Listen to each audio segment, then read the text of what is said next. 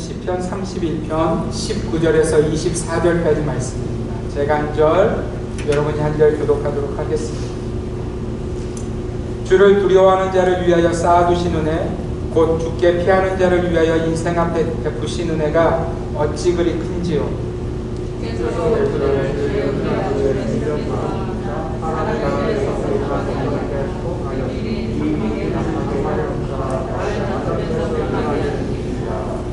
여호와를 찬송할지어다. 견고한 성에서 그의 놀라운 사랑을 내게 보이셨음이로다.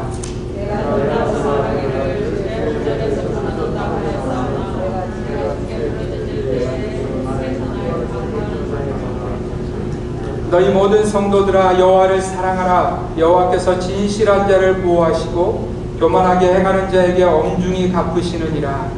여호와를 바라는 너희들아, 강하고 담대하라. 아멘. 여러분의 인생 가운데 이러한 순간들을 만나면 여러분 어떻게 대처하십니까? 마치 자욱한 안개에 덮인 것처럼 인생에 아무것도 보이지 않을 때, 또 누구도 나의 도움이 되지 못한다는 생각이 들 때, 단지 이 정도의 상황이 아니라 내가 누군가에게 쫓기고 있어서 나의 생명을 위해서 피해야 하는 그런 상황일 때, 심지어 그 순간에 누구도 나를 건져줄 수 없겠네 하는 그런 마음이 들 때, 또 누군가 나를 잡기 위해서 비밀히 쳐놓은 그물이 내 발을 걸고 있을 때, 그래서 그러한 일들로 인한 두려움과 고통이 너무 심해서 슬픔과 탄식으로 인해서 뼈가 쇠해진 것 같은 상황이라면, 그리고 내 생명이 마치 내 앞에 있는 원수의 손에 달려있는 것처럼 느껴질 때, 그런 삶의 현장으로 우리가 서 있다면 여러분 어떻게 대처하시겠습니까? 사람들은 종종 이런 인생의 이야기들을 만날 때 그저 자포자기하는 심정으로 그저 철포덕 자리에 앉아서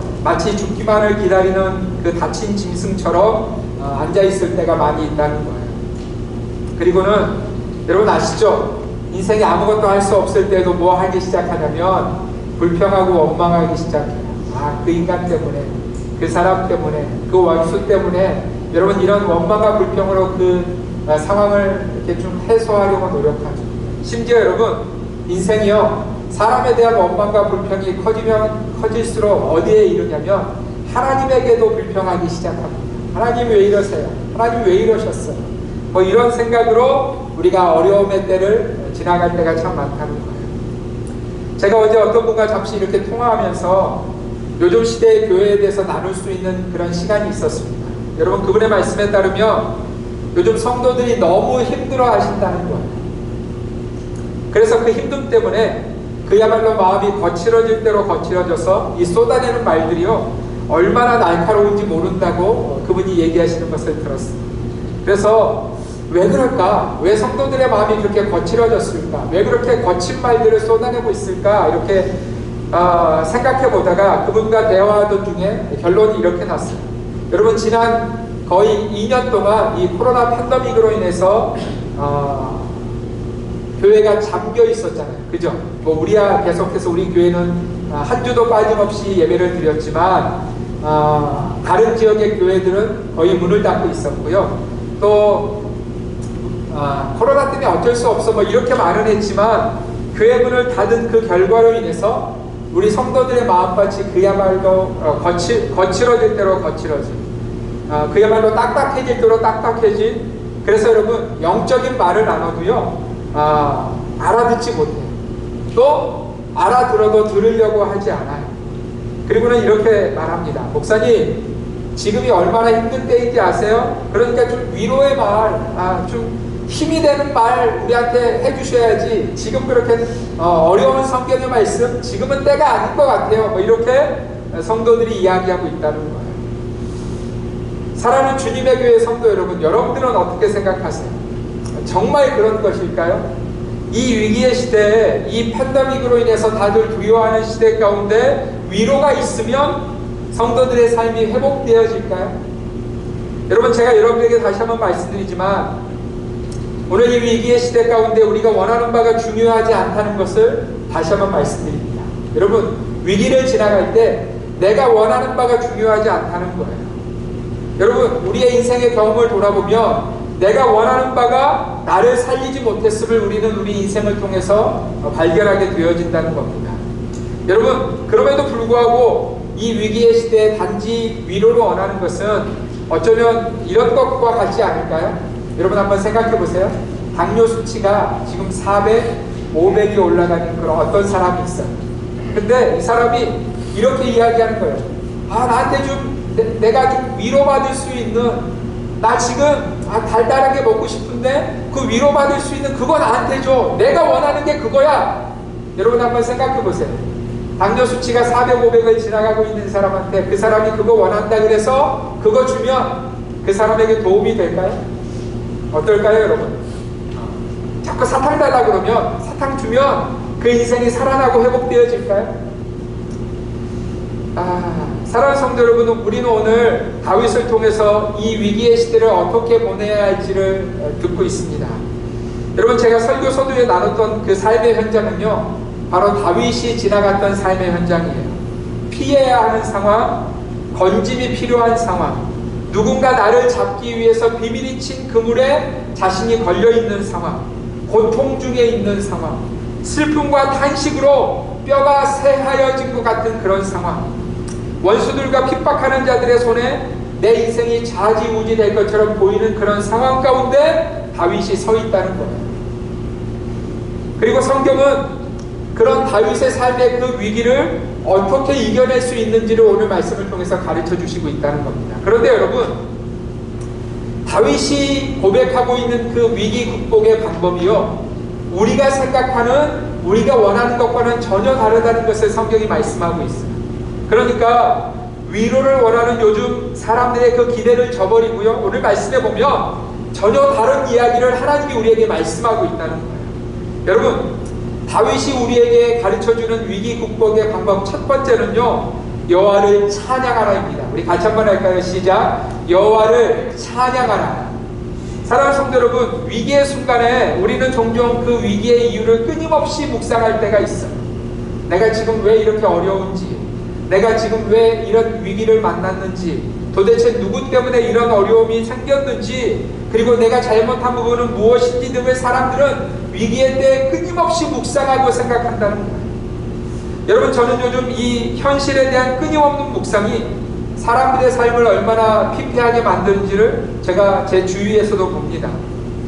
그리고 그 어리석은 이유가 무엇인지 아세요?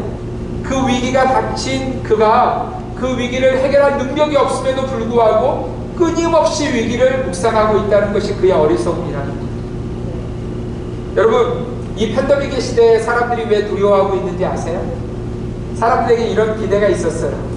여러분, 좀 살만해졌잖아요. 그죠? 살만해졌고요. 사람들의 이슈 가운데 이제 지구에 대해서 이야기하지 않고요, 저 먼 우주에 대해서 곧 우리가 뭐 달에, 화성에 도착할 것처럼 사람들은 한참 떠들었어요. 그죠? 야, 인간이 이제 뭐든지 할 수 있겠구나, 이런 생각을 그들의 마음 가운데 하고 있었다는 거예요. 근데 여러분, 눈에도 보이지 않는 바이러스에 사람들이 그렇게 죽어나가는 것을 보면서 사람들의 마음 가운데 큰 두려움이 덮친 거예요. 요즘 우리 시대가 보여주고 있는 단편 하나를 보여주는 사진을 제가 어제 그 인터넷 뉴스를 통해서 발견했어요. 여러분, 이 사진이 한번 보세요. 여러분, 이 사진이 어떤 사진이냐면, 여러분, 요즘 인도라는 나라 아시죠? 인도는요, 이 코로나 바이러스로 인해서 정말 온 나라 전체가 화장장이라고 합니다. 그러니까 수많은 사람들이 끊임없이 죽어져 나가고 있는 거예요. 근데 여러분, 이 사진이 어떤 사진이냐면, 굉장히 나이 많은 남편이 아내가 코로나 바이러스로 인해서 숨졌어요. 그런데 이제 화장을 시켜야 될 거 아니에요. 근데 이제 자신의 자전거에 아내의 시체를 싣고, 뒤에 그 시체를 싣고 가다가, 여러분, 사람이 죽으면 이렇게 늘어져 버리잖아요. 근데 이 남편 역시도 굉장히 약해져서 그 자전거 끌 힘이 없어서, 여러분, 가다가 이 다음 장면이 이것입니다. 네, 저 중간에 앉아있는 저 남편, 그 할아버지 남편의 모습이 보이세요? 아내는 죽어서 화장을 시켜야 하지만 그 자전거 하나 끌 힘이 없어서 그냥 아내의 시체와 자전거 그냥 거기에 널브러지게 두고요, 그냥 이렇게 촥 망연자실, 그냥 아무것도 할 힘도 능력도 생각도 없이 그냥 거기 그렇게 철포덕 앉아있는 그 모습. 여러분, 인도의 이 늙은 남편의 모습이요, 바로 이 시대에 인간이 만나고 있는 좌절의 현장의 모습이라는 거예요. 여러분, 이 사진의 노인의 모습과 이 시대의 사람들의 모습이 다를까요? 여러분, 다들 이 절망 가운데 있어요. 다들 이 좌절 가운데 있어요. 여러분, 그렇다면 우리는 어떻게 일어날 수 있을까요? 우리는 이러한 시대 속에서 어떻게 회복의 은혜를 누릴 수 있을까요? 여러분, 다윗이 우리에게 이렇게 가르쳐 줍니다. 우리 21절 말씀 함께 읽겠습니다. 시작. 여호와를 찬송할지어다. 견고한 성에서 그의 놀라운 사랑을 내게 보이셨음이로다. 아멘. 여러분, 다윗이 우리 인생을 향해서 이 위기를 이기는 방법으로 뭘 말씀하고 있어요? 여호와를 찬송할지어다. 하나님을 찬양하라는 거예요. 우리가 위기 가운데 섰을 때 하나님을 찬양하라고 주님은 또 다윗은 우리에게 가르쳐 주시고 있는 거예요. 그러면 세상의 사람들은 이렇게 말하고 싶어 합니다. 아니, 하나님 찬양도 뭔가 이렇게 마음이 좀 편안해지고 뭔가 이렇게 좀 마음이 움직일 만한 좀 상황이 될 때, 평안한 마음이 될 때나 상황이 될 때나 하나님 찬양하는 거지, 이렇게 딱 죽겠는데 어떻게 이 어려운 순간에 무슨 하나님 찬양이야, 이런 이야기를 세상의 사람들은 하죠. 그러나 여러분, 다윗이요, 우리에게 이 팬데믹의 시대에 우리가 살아날 수 있는 방법을 말씀하고 있어요. 여러분, 우리가 왜 이 순간에 마치 우리가 보았던 사진의 노인처럼 정말 단 한 걸음도 걸을 수 없는 상황 속에서도 하나님을 찬양해야 되는지 아세요? 다윗이 이렇게 우리에게 가르쳐 줍니다. 우리 19절 말씀 함께 읽겠습니다. 시작. 주를 두려워하는 자를 위하여 쌓아두신 은혜, 곧 죽게 피하는 자를 위하여 인생 앞에 베푸신 은혜가 어찌 그리 큰지요. 할렐루야. 여러분, 아무리 어려운 순간에도 우리가 믿는 그 전능하신 하나님이 저와 여러분들을 위해서 예비해 놓으신, 심지어 쌓아놓으신 은혜가 있다고 말씀하고 있어요. 할렐루야. 그리고 그 위기의 순간에 우리가 하나님을 찬양하며 하나님을 따라가는 자에게는 반드시 그 은혜가 부어진다고 주님 약속하시는 거예요. 여러분, 여러분의 삶이 요즘 위기라고 생각하십니까? 사방이 벽으로 둘러싸여 있는 정도가 아니라 마치 그물에 걸린 새처럼 이제 곧 사망이 내 앞에 있는 것처럼 느껴지세요? 하나님을 찬양하시기를 바랍니다. 세상을 두려워하지 말고 오직 하나님만을 두려워하며 그분을 찬양하시기를 바랍니다. 그러면 하나님은 우리 인생을 위해서 쌓아놓으신 그 은혜를 저와 여러분에게 부어주실 것을 믿습니다. 두 번째로 다윗이 우리에게 말하는 위기 극복의 방법은요, 여호와를 사랑하라입니다. 여러분 한번 따라 하실까요? 여호와를 사랑하라. 여호와를 사랑하라. 아멘. 여러분 23절 말씀 같이 한번 읽겠습니다. 시작. 너희 모든 성도들아, 여호와를 사랑하라. 여호와께서 진실한 자를 보호하시고 교만하게 행하는 자에게 엄중히 갚으시리라. 아멘. 여러분, 우리가 다시 한번 오늘 이 예배 가운데서 내가 무엇을 사랑하고 있는지 한번 생각해 보시면 좋을 것 같아요. 여러분, 저는 이 시대의 사람들의 사랑에 대해서 말하고 싶지 않아요. 왜냐하면 여러분, 그들에게는 하나님이 없으니 그들이 세상을 사랑하고 돈을 사랑하고 음란을 사랑하고 자기를 사랑하는 건 여러분, 이거 이상한 일 아니에요. 그죠? 하나님이 그들의 중심 가운데 없으니까 그런 것들로 그 헛헛한 마음을 채우려 하는 그들의 사랑은 여러분 이상한 일이 아니라는 거예요. 그러나 여러분, 성도된 우리, 나 스스로 나는 하나님의 성도야 라고 부르는 우리는요, 다르다는 거예요. 여러분, 제가 지금 여러분들을 부를 때 여러분들이 무슨 주님의 교회 교인입니다 이렇게 부르고 있지 않아요. 그죠? 여러분들을 뭐라고 부르고 있어요? 성도라고 부르고 있어요. 여러분, 이게 제가 부르는 게 아니고요, 하나님이 부르시는 말씀이에요. 그리고 여러분, 우리 스스로도 성도야 이렇게 고백하는 거잖아요. 그죠? 여러분, 성도의 한자가 무슨 뜻입니까? 아멘. 거룩한 무리라는 뜻이에요. 거룩한 무리. 사랑하는 성도 여러분, 우리 스스로도 우리 자신을 성도라고 부르고요, 하나님도 우리를 향해서 너는 내 백성이다, 나의 거룩한 백성이다 라고 부르고 계세요. 여러분, 성도이십니까? 아멘. 아멘. 아멘. 여러분, 우리는 거룩한 무리예요. 하나님이 보시기에도 세상이 보기에도 거룩한 무리가 바로 우리라는 거예요. 여러분, 도대체 이것이 어떻게 구분될 수 있을까? 무슨 도덕적인 완벽함, 무슨 세상 사람들의 인정, 여러분 절대로 이런 것으로 우리가 거룩한 무리가 되는 것이 아니라는 것. 하나님의 교회의 거룩한 무리라는 이 성도라는 말은 이런 기준을 가지고 표현이 됩니다. 우리가 하나님만을 사랑하는가? 여러분, 성도는요, 하나님만을 사랑하는 사람들이라는 거예요. 내가 세상을 사랑하지 않고, 돈을 사랑하지 않고, 나 자신을 사랑하지 않고 하나님만을 사랑하는 것, 그가 바로 성도라고 주님이 말씀하고 있어요. 여러분, 예수님이 이 땅에 오셔서 자신이 이 땅에 오신 목적, 그리고 이스라엘 백성들의 삶의 목적을 가르쳐 주신 구절이 있어요. 우리 마태복음 22장 37절 38절 말씀 함께 읽겠습니다. 시작. 예수께서 이르시되 목숨을 다하고 뜻을 다하여 주 너의 하나님을 사랑하라 하셨으니 이것이 크고 첫째된 계명이요. 여러분, 이 주님의 대답이요, 무슨 누가 물어봐서 대답으로 무슨 책에 써있는 한 구절 가르쳐 주는 것이 아니었어요. 여러분, 예수님은요, 이 말씀을 자신의 삶으로도 지키시고 계셨고, 이스라엘 백성들에게도 이것이 있어야 된다고 말씀하시는 거예요. 그게 뭐냐면, 우리가 이 땅을 사는 동안, 하나님이 부르신, 구원하신 이 백성들이 이 땅을 사는 동안 마음을 다하고 목숨을 다하고 힘을 다하고 뜻을 다해서 해야 될 것이 바로 하나님만을 사랑하는 것이라고 말씀하고 있어요. 여러분, 성도로 부름받은 저와 여러분이 해야 될 것이 무엇이라고요? 아멘, 아멘. 하나님만 사랑하는 거예요. 여러분, 성도로 부름받은 우리가 돈을 사랑하면 그것만큼 어울리지 않는 일이 어디 있겠어요? 성도로 부름받은 우리가 세상을 사랑하면 그것만큼 어울리지 않는 일이 어디 있겠어요?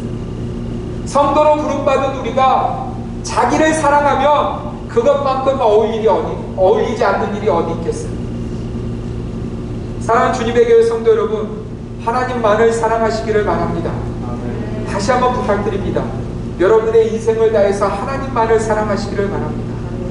여러분, 우리가 왜 하나님 사랑해야 되는지 아세요? 그분의 그 사랑이 이미 증명되었어요. 그죠? 하나님이 우리를 얼마나 사랑하시는지를 그분 스스로 증명하셨어요. 그게 무엇입니까? 하나님이요, 아들을 이 땅에 보내셨어요. 여러분, 하나님이 마치 버러지 같은 우리의 육신을 입고 이 땅에 내려오셨다는 거예요. 그 전능하신 분, 그 거룩하신 분, 그리고요, 그분이 우리의 모든 죄를 다 담당하시고 우리 대신 십자가에서 죽으셨어요. 그리고 우리에게 말씀하시기를 내가 너를 사랑한다. 여러분, 예수님 또한 하나님만을 사랑하셨어요. 여러분, 피하고 싶은 길이었지만 아버지의 뜻이 그곳에 있으니 그 아버지의 뜻을 삶을 다해서 순종하고 계시는, 여러분, 예수님이요, 마음을 다하고 목숨을 다하고 힘을 다해서 주님을 사랑하셨기에, 아버지를 사랑하셨기에 그 십자가의 길을 걸어가신 거예요. 저는 우리 주님의 교회가 이 하나님만을 사랑하는 믿음의 공동체가 되기를 간절히 소원합니다. 여러분, 제가 하나님의 뜻대로 이 교회를 시작하면서 하나님이 제게 주신 마음이요, 무슨 몇천 명이 되고 엄청난 교회 건물을 갖고, 여러분, 제 마음은 그곳에 있지 않았어요. 왜인지 아세요? 만약에 여러분, 성경 가운데 우리가 하나님의 말씀이라고 믿는 성경 가운데 주님이 이렇게 말씀하셨다면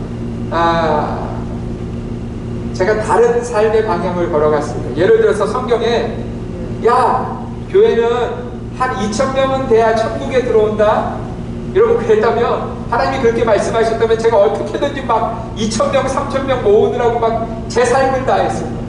또 하나님이, 야, 교회는 적어도 솔로몬의 성전 정도의 사이즈의 건물은 있어야 된다라고 성경에 말씀하셨다면, 여러분, 제가 여러분 천국 들여보내기 위해서 제 신장이라도 팔아서 어떻게든지 그 근사한 교회 건물 샀을 거예요. 여러분, 하나님의 기준이 전혀 그렇지 않다는 거예요.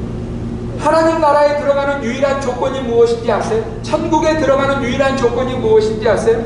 우리가 이미 예수님을 통해서 들은 것처럼 마음을 다하고 목숨을 다하고 뜻을 다하고 힘을 다해서 하나님만을 사랑하는 자만이 하나님 나라에 들어갈 수 있다는 거예요. 할렐루야. 사랑하는 주님의 교회 성도 여러분, 여러분이 이 주님의 교회에 속하셔서 해야 될 일이 바로 이것이에요. 여러분의 마음을 다하고 뜻을 다하고 힘을 다하고 목숨을 다해서 주 하나님만 사랑하는 것이 여러분이 이 세상 가운데서 하셔야 될 일이라는 거예요. 여러분 하나님을 사랑하고 계십니까? 여러분의 삶에 그 무엇보다도 하나님을 사랑하시는지요? 여러분 자신보다 하나님을 사랑하시는지요? 하나님만을 사랑하시기를 바랍니다. 영원한 하나님 나라를 사모하며 그 주인 되신 하나님만을 사랑하는 저와 여러분들이 되시기를 주님의 이름으로 부탁드립니다. 마지막으로 여러분, 다윗이요 이 위기의 시대를 지나가는 키로 이렇게 말씀합니다. 우리 24절 말씀 함께 읽겠습니다. 시작. 여호와를 바라는 너희들아 강하고 담대하라.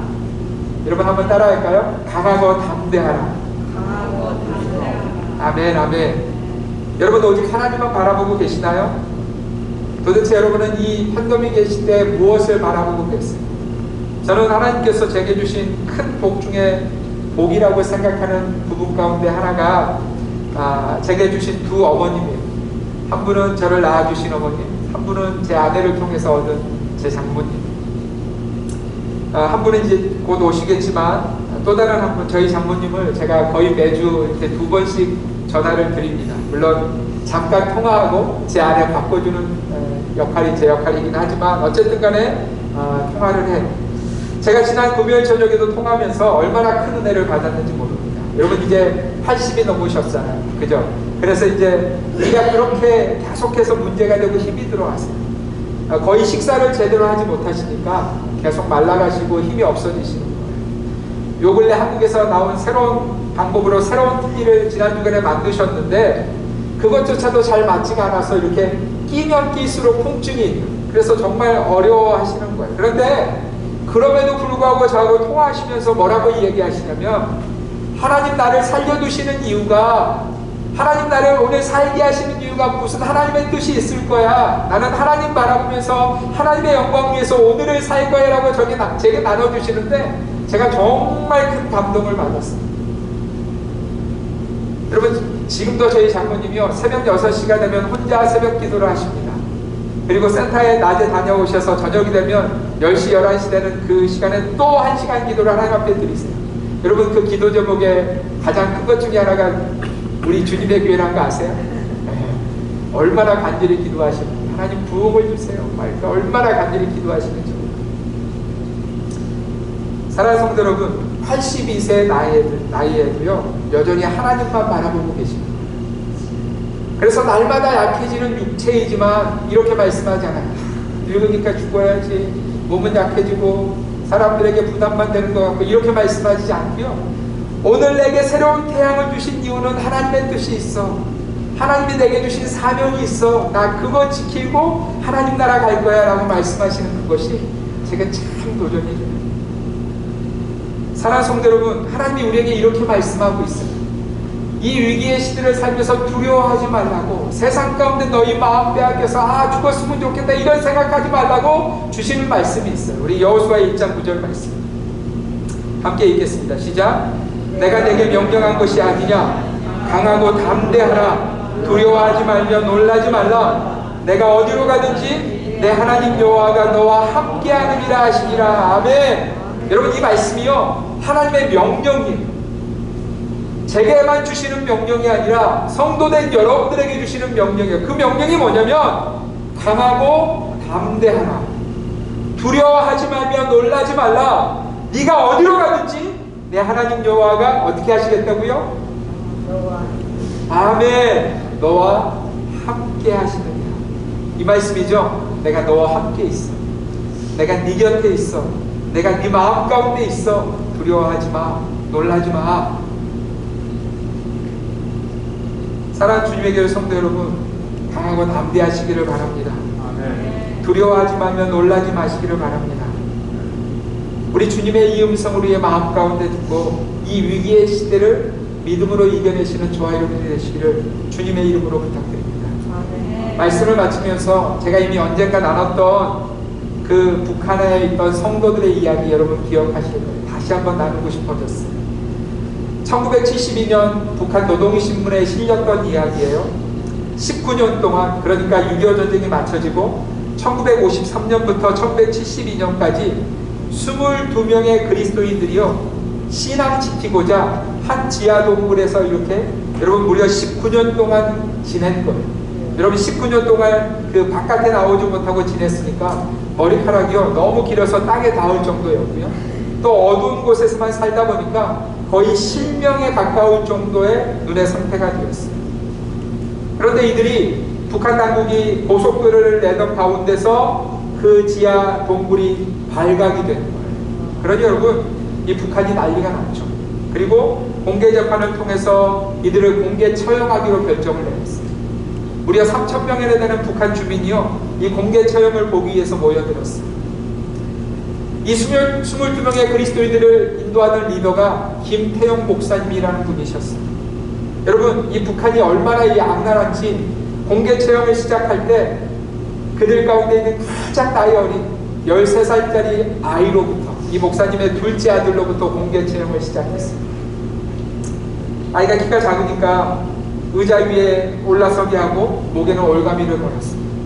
그리고 그렇게 여러분 이 13살짜리 아이가 얼마나 놀랬겠어요. 그죠? 그러니 엄마 막 이렇게 소리를 지르면서 막 이렇게 어쩔 줄을 몰라. 그런데 이 사모님이 그 아들에게 이렇게 이야기합니다. 너 예수님 만나러 가는데 왜 이렇게 혼돈이 떨어? 야단을 칩니다. 그러자 아들이 놀라운 거예요. 여러분 그 위기의 순간에 야단을 맞는데도 이 아들이 위로 좀 해줘야지 무슨 내가 죽게 생겼 이렇게 말하지 않고요. 내 엄마 이렇게 대답했어요. 그리고 그 엄마가 그 아들에게 이렇게 말합니다. 아들아 지금 너를 죽이려는 그 아저씨 미워하지 마.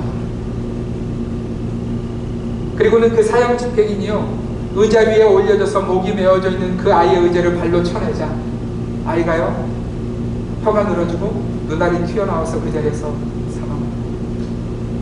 연이어서 큰아들 14살 먹은 아들이 나와서 옆에 동생이 죽은 그 옆에서 올가미를 채우자 여러분 이 14살짜리 아이가요 그 사형 집행인에게 이렇게 말합니다.